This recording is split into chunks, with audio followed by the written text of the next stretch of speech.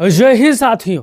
अखिलेश यादव के साथ गद्दारी करने वाले को अखिलेश यादव के प्रत्याशी के सामने अब चंद्रशेखर रावल आजाद ने प्रत्याशी बना दिया है। आप ये तीन प्रत्याशी का चेहरा देखिए, एक समाजवादी पार्टी के प्रत्याशी का है, एक भारतीय जनता पार्टी के प्रत्याशी का है और एक वही गद्दार है जिसको समाजवादी पार्टी पहले बहुत पसंद थी। जय अखिलेश तय अखिलेश बोलता था, अखिलेश यादव को प्रधानमंत्री बनाने का सपना देख रहा था, अखिलेश यादव के लिए अपने जान निछावर कर रहा था। लेकिन अखिलेश यादव ने एक टिकट नहीं दिया इसको, तो ये तुरंत केतली पर सवार हो गया। साथियों, अखिलेश यादव के प्रत्याशी को हराने के लिए चंद्रशेखर रावल आजाद की पार्टी से टिकट ले आया।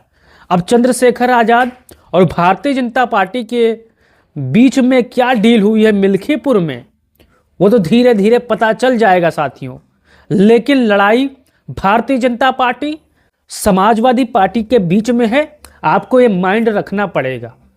ये मिल्खीपुर उपचुनाव समाजवादी पार्टी चुनाव किस तरह से लड़ रही है, आप घोसी विधानसभा चुनाव उपचुनाव देखा होगा, समाजवादी पार्टी कितनी मजबूती से वहां पर चुनाव लड़ी थी। लेकिन अब समय बदल चुका है, अब मिल्खीपुर उपचुनाव की बारी है। अब भारतीय जनता पार्टी से चंद्रभान पासवान हैं, तो समाजवादी पार्टी से अजीत प्रसाद हैं, और वही अखिलेश यादव के साथ गद्दारी करने वाले, जो कि ये तस्वीर आप देख सकते हैं, इनका नाम सूरज चौधरी है, जो कभी विधानसभा हो या लोकसभा में हो चुनाव में समाजवादी पार्टी के साथ सीना ठोक कर खड़े थे।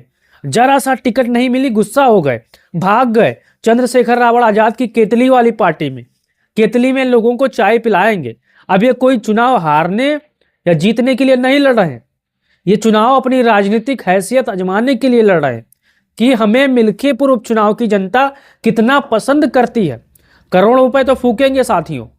ये चुनाव भी पूर्व में लड़ चुके हैं बसपा से, सुनने में आया था, लेकिन 50,000, 10,000, 15,000 के आसपास वोट, ज़्यादा से ज़्यादा 20,000 वोट पाएंगे। ये आप लिख लीजिए, लड़ाई समाजवादी पार्टी और भारतीय जनता पार्टी के बीच में है। अगर आप अयोध्या मिल्खीपुर के होंगे तो आप अपना वोट खराब नहीं करेंगे, डायरेक्ट भारतीय जनता पार्टी को देंगे या डायरेक्ट समाजवादी पार्टी को देंगे, बीच में तीसरे को आप नहीं देंगे, क्योंकि एक राजनीतिक पार्टी लड़ाई दो ही में है।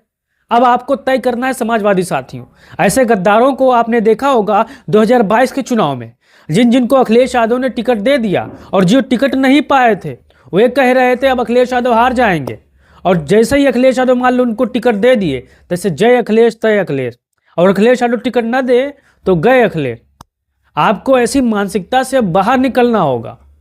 देश की तीसरी बड़ी समाजवादी पार्टी है, और अखिलेश यादव का जो 2024 के लोकसभा चुनाव में टिकट बांटने का तरीका था, वही टिकट बांटने का तरीका 2027 के विधानसभा चुनाव में होगा। चरण दर चरण टिकट बांटे जाएंगे और ऐन वक्त पर प्रत्याशी का छटनी होगी। जो प्रत्याशी सिंबल पाए हैं, बी फार्म पाए हैं, वो ये ना सोचे कि हम ही प्रत्याशी रहेंगे उस टाइम।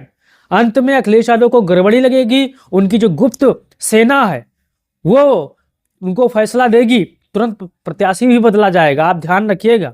तो आपको अपना राय देना है और इन गद्दारों पर क्या कहना चाहते हैं वो भी बताइएगा। वीडियो को फैला दीजिएगा ताकि लोग जागरूक हो जाएं कि ये कोई नया प्रत्याशी नहीं है, वही समाजवादी पार्टी का गद्दार उम्मीदवार है जो चंद्रशेखर रावल के खेमे में गया है, केतली उम्मीदवार से चुनाव लड़ रहा है। जय हिंद, जय भारत, जय समाजवाद।